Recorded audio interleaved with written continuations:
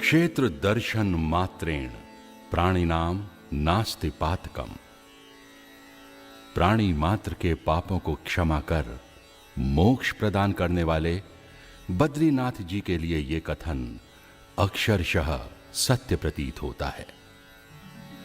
हिमाच्छादित पर्वत श्रृंखलाओं के मध्य बसे इस बद्री धाम की शोभा अतुलनीय है। यहां के कण कण में प्रभु के होने का एहसास भक्तों को तृप्त करता है। पांव पखारती माता अलकनंदा, द्वारपालों की तरह खड़े नर नारायण और सरताज बने नीलकंठ पर्वत सदैव प्रभु की सेवा में लीन हैं। इस मनोहारी दृश्य को देखकर लगता है मानो भगवान विष्णु योग मुद्रा में आज भी यहीं ध्यान मग्न है। लगभग 3133 मीटर की ऊंचाई पर समतल भूमि का नजारा अपने आप में एक आश्चर्य है। यहां एक बड़ा क्षेत्र समतल है जो चारों ओर से पर्वतों से घिरा है। इस नजारे को देखकर हृदय में जो स्वर्गीय एहसास होता है उसे शब्दों में पिरोना असंभव सा प्रतीत होता है। महर्षियों, महामुनियों और महाकवियों ने स्वर्ग की जिस कल्पना को अपने महाग्रंथों और महाकाव्यों में उजागर किया है, यही है वो स्थान। हिंदुओं के धर्म ग्रंथ स्कंद पुराण में कहा गया है कि ब्रह्मांड में अनेक तीर्थ स्थल हैं, पर बद्रीनाथ जैसा कोई तीर्थ नहीं है। इस मनोरम घाटी में चारों तरफ दैवीय सौंदर्य का साम्राज्य है जो श्रद्धालुओं में श्रद्धा और असीम भक्ति का संचार करता जाता है। इसी दैवीय वातावरण में महर्षि वेदव्यास ने महाभारत जैसे महाग्रंथ की रचना की थी। कहते हैं कि सृष्टि के पालनहार भगवान विष्णु ने त्रेता युग में ब्रह्मा जी से कहा कि पापों की अधिकता और कठोर हृदय होने के कारण कलयुग में मानव उनके प्रत्यक्ष दर्शनों के अधिकारी नहीं होंगे। ये बात सत्य प्रतीत होती है, पर यह भी सत्य है कि भगवान विष्णु स्वभाव से ही करुणानिधि हैं और शायद इसीलिए वे बद्री धाम में अपने भक्तों को साक्षात स्वरूप का आभास करवाते हैं। इस पवित्र धाम में कदम रखते ही प्रभु की माया सम्मोहित करने लगती है और भक्त व्याकुल उठते हैं ध्यान में लीन भगवान बद्री विशाल के दर्शनों की अभिलाषा में। लंबी कतारों में घंटों एक ही स्थिति में बैठे इन श्रद्धालुओं में प्रभु मिलन की ऐसी लालसा है कि वे भूख प्यास भी भूल बैठते हैं। उनके होठों पर एक ही नाम है, जय बद्री विशाल। सृष्टि में बद्री धाम अष्टम बैकुंठ के रूप में जाना जाता है। इस स्थान के अद्भुत सौंदर्य को देखकर तो प्रतीत होता है मानो यही है भगवान विष्णु का बैकुंठ धाम, जहां पतितों को भी क्षमादान मिलता है। चारों धामों का जो वर्णन पुराणों में वर्णित है, उनमें बद्रीनाथ धाम सबसे पुराना है। सतयुग में भक्तों को भगवान विष्णु के प्रत्यक्ष दर्शन होते थे। कलयुग में मानव के उद्धार के लिए भगवान विष्णु पाषाण शिला के रूप में यहां अवतरित हुए। भगवान की यह दिव्य मूर्ति कृष्ण हरित वर्ण की है। मूर्ति की ऊंचाई 1.5 फुट है और भगवान पद्मासन रूप में यहां विराजमान है। बद्री धाम में भगवान की मूर्ति स्थापना के बाद भक्त सदियों तक प्रभु के दर्शनों के लिए बद्री धाम आते रहे। इस धाम की ख्याति पूरे भारत में फैली हुई थी। कालांतर में भारत में अनेक धार्मिक विचारधाराएं अस्तित्व में आईं। बढ़ते धार्मिक कट्टरवाद ने बद्रीनाथ धाम की धार्मिक आस्था को भारी क्षति पहुंचाई। दिनों दिन पूजा अर्चना में व्यवधान पड़ने लगा और विधिवत पूजा बाधित होने लगी। कहते हैं कि भगवान की मूर्ति की रक्षा में असमर्थ पुजारी मूर्ति को नारद कुंड में डालकर इस स्थान से पलायन कर गए। भगवान शंकर इससे बहुत व्यथित हुए और उन्होंने अपने आराध्य की मूर्ति के उद्धार के लिए 9वीं शताब्दी में जगत गुरु शंकराचार्य के रूप में धरती पर अवतार लिया। इन्हीं शंकराचार्य ने पुनः बद्रीनाथ जी की मूर्ति को नारद कुंड से निकालकर यहां मंदिर की स्थापना की। मंदिर की स्थापना के बाद यहां पर विधिवत पूजा अर्चना आरंभ हुई और आज भी उनके वंशज दक्षिण भारतीय नंबूदरी पाद ब्राह्मण ही भगवान बद्री विशाल की पूजा अर्चना के अधिकारी हैं। इन्हें रावल कहते हैं। भगवान बद्री के धाम का हर नजारा, हर कोना एक अलग कहानी कहता है। यहां द्वारपालों की तरह खड़े इन 2 पर्वतों की ही बात करें तो हजारों वर्षों से ये प्रभु की सेवा में लीन नजर आते हैं। कहते हैं कि नर और नारायण 2 भाई थे। इन दोनों भाइयों ने यहां स्थित इन 2 पहाड़ों पर घोर तप किया और द्वापर युग में अर्जुन और कृष्ण के रूप में धरती पर अवतरित हुए। इन्हीं के नाम से इन पर्वतों का नाम नर और नारायण पड़ा। आज भी ये पर्वत बद्री धाम के प्राचीन इतिहास की गवाही दे रहे हैं। भगवान के चरणों से बहती माता अलकनंदा मां की ममता का अनुपम उदाहरण परिलक्षित करती है। महर्षि भागीरथ जब गंगा मैया को लोकोपकार के लिए धरती पर लाए तो गंगा मैया अपने तीव्र धारा प्रवाह के प्रकोप से जनमानस को बचाने के लिए 12 पवित्र धाराओं में परिवर्तित हो गई थीं। इन्हीं धाराओं में से एक मां अलकनंदा है जो सदियों से धरा को तृप्त कर मानव मात्र की प्यास बुझा रही हैं। आकर्षक और प्राचीन कला का उत्कृष्ट उदाहरण वर्तमान मंदिर 17वीं शताब्दी में गढ़वाल के राजाओं द्वारा बनवाया गया था। इसके बाद वर्ष 1803 में हिमालय में आए भूकंप के कारण मंदिर को भारी क्षति पहुंची और जयपुर के राजा ने इसका पुनः निर्माण करवाया। इस मंदिर की ऊंचाई लगभग 15 मीटर है और इसके ऊपर एक छोटा गुंबद है। प्राकृतिक आपदाओं के कारण होने वाली क्षतिपूर्ति के लिए समय समय पर इस मंदिर का जीर्णोद्धार किया जाता है। मंदिर के मुख्य द्वार पर की गई नक्काशी प्राचीन कला का नायाब नमूना है। इस मंदिर में 3 प्रमुख हिस्से हैं। गर्भगृह जो कि अध्ययन कक्ष है, दर्शन मंडप पूजा के लिए और शोभा मंडप भक्तों के लिए। सन 1939 तक बद्रीनाथ धाम मंदिर के सभी अधिकार रावल पंडितों के पास थे। 1939 में तत्कालीन टिहरी महाराज और अंग्रेजी सरकार के हस्तक्षेप से यहां मंदिर समिति बनाई गई। आज मंदिर का प्रबंधन इसी समिति के अधीन है। प्राचीन काल में बद्रीनाथ की यात्रा अपने आप में एक चुनौतीपूर्ण कार्य था, पर आज यह काफी सुगम है। वर्तमान में बद्रीनाथ तक मोटर मार्ग की सुचारू व्यवस्था है और बद्रीनाथ धाम में आज अंतरराज्यीय बस अड्डे की स्थापना ने इस यात्रा को सुविधाजनक बना दिया है। हरिद्वार और ऋषिकेश से सरकारी और निजी वाहन के द्वारा आसानी से यहां पहुंचा जा सकता है। मैदानी क्षेत्रों से यहां पहुंचने वाले श्रद्धालुओं के लिए हरिद्वार पहला पड़ाव है। यहां पर वे अपनी गंगा मैया के दर्शन कर आगे की यात्रा आरंभ करते हैं। हर की पौड़ी में स्नान करने का विशेष महात्म्य है। इसके बाद ऋषिकेश में संपूर्ण गंगा के दर्शन कर श्रद्धालु आगे की यात्रा आरंभ करते हैं। ऋषिकेश वो स्थान है जहां गंगा पहाड़ों का आंचल छोड़कर मैदानों का दामन थामती है और निकल पड़ती है गंगा सागर से महामिलन के लिए।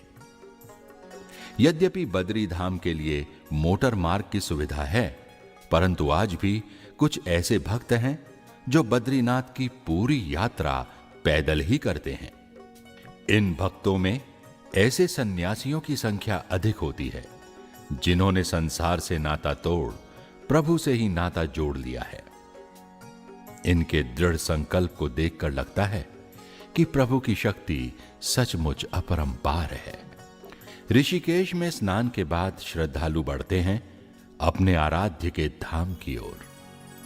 रास्ते में आने वाले रोमांचक नजारे आपको अचंभित तो करते ही हैं, वहीं आपका हृदय सृष्टिकर्ता के अद्भुत सृजन के सामने नतमस्तक हो जाता है। पूरे रास्ते में गंगा मैया अलग अलग रूपों में आपके साथ होती हैं, आपका मार्ग प्रशस्त करने के लिए। कहीं वो भागीरथी हैं तो कहीं अलकनंदा, कहीं धौली हैं तो कहीं मंदाकिनी।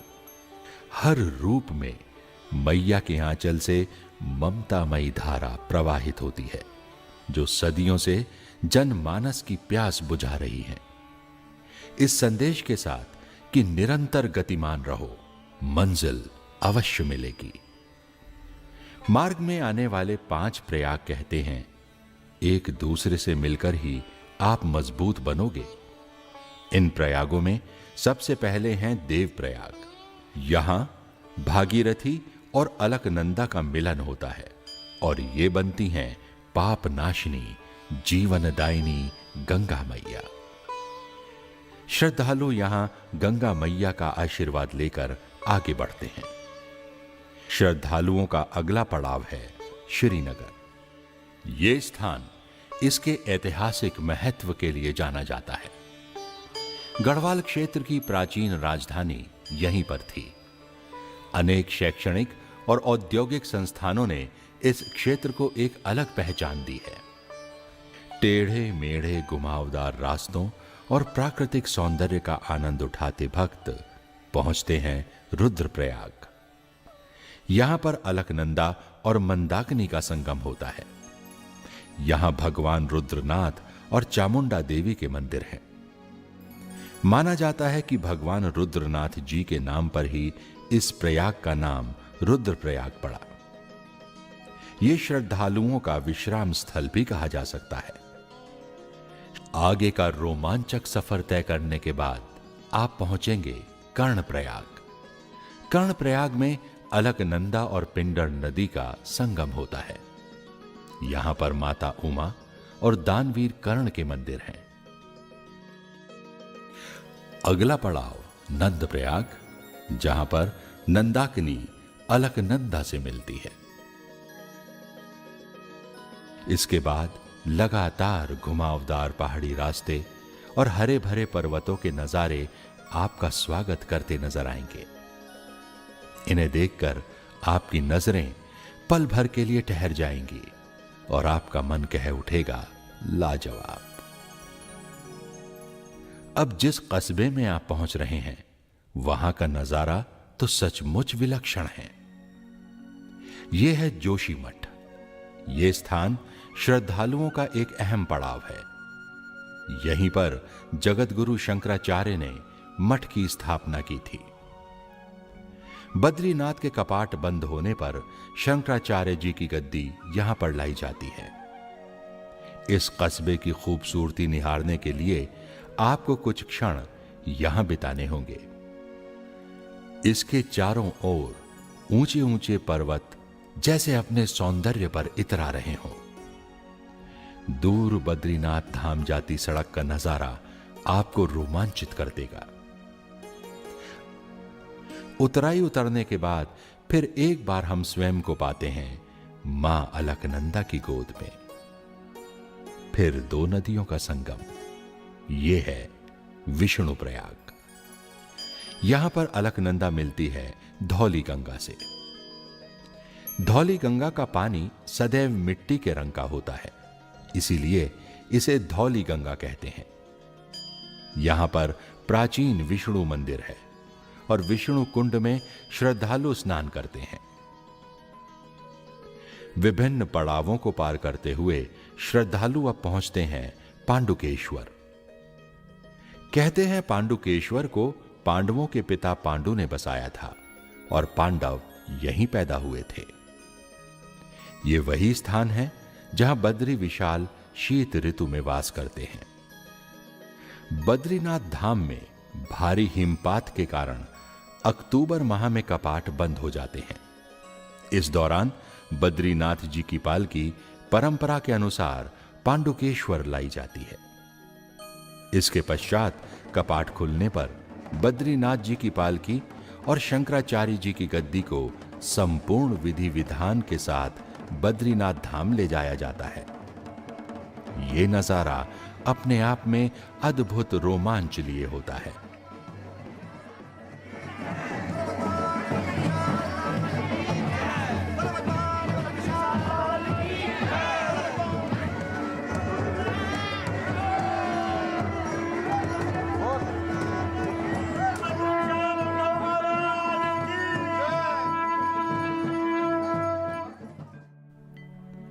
इसके बाद आता है हनुमान चट्टी।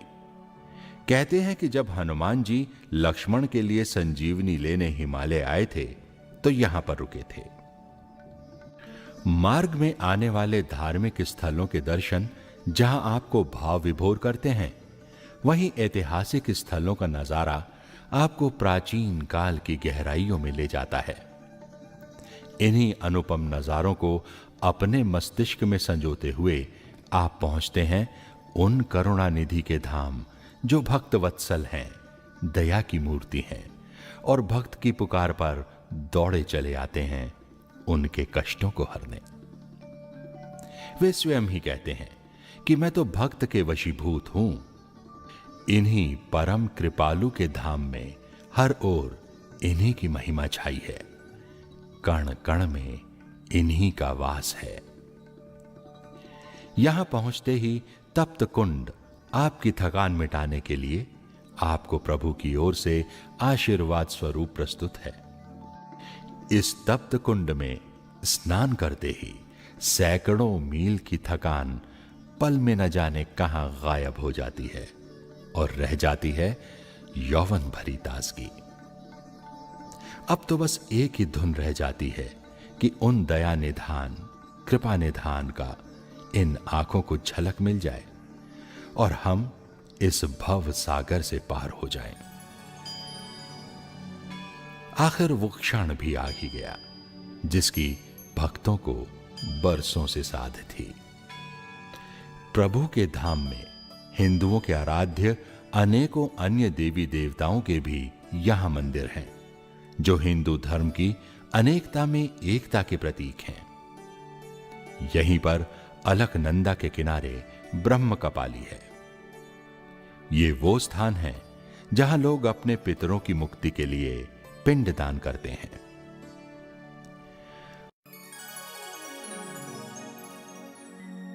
बद्रीनाथ धाम से लगभग 4 किलोमीटर दूर भारत का अंतिम गांव है माणा। कहते हैं कि पांडव इसी रास्ते से स्वर्ग गए थे। यहां सरस्वती नदी के ऊपर भीम ने एक बड़ी शिला रखकर पुल बनाया था, इसीलिए इसे भीम पुल के नाम से जाना जाता है। यहां पर ही व्यास गुफा है, जहां महर्षि व्यास ने महाभारत की कथा लिखी थी। बद्रीनाथ आने वाले अधिकतर यात्री इस गांव की यात्रा को अवश्य करते हैं। इस गांव का सामरिक महत्व तो है ही, साथ ही ऐतिहासिक दृष्टि से ये गांव बहुत महत्वपूर्ण है।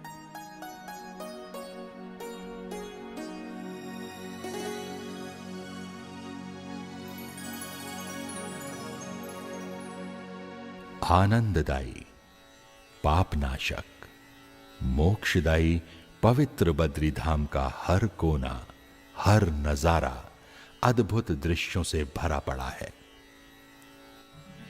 यहां के प्राकृतिक स्थल रोमांचक तो हैं ही, साथ ही न जाने कितने रहस्य अपने में समेटे हुए हैं। सारी भूमि प्रभुमय है, रोमांचक है, रहस्यमय है, सम्मोहक है। इस तपोभूमि को आप जितना जानने का प्रयत्न करते हैं, उतने नए नए द्वार खुलते चले जाते हैं।